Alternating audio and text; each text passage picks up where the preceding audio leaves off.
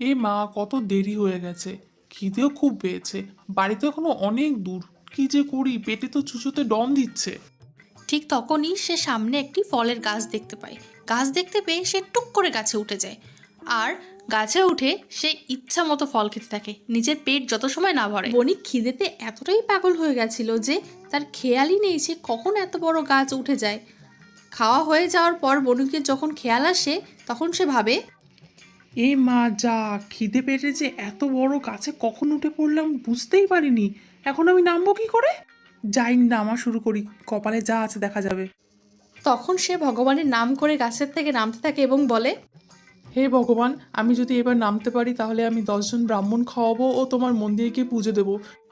তাই বলে সে আরেকটু সময় নামে এবং বলতে থাকে আবার, এই তো আর একটু বাকি। হে ঈশ্বর, আমাকে নামিয়ে দাও, তাহলে আমি 5 জন ব্রাহ্মণ খাওয়াবো ওর মন্দিরকে পুজো দেবো। শেষমেশে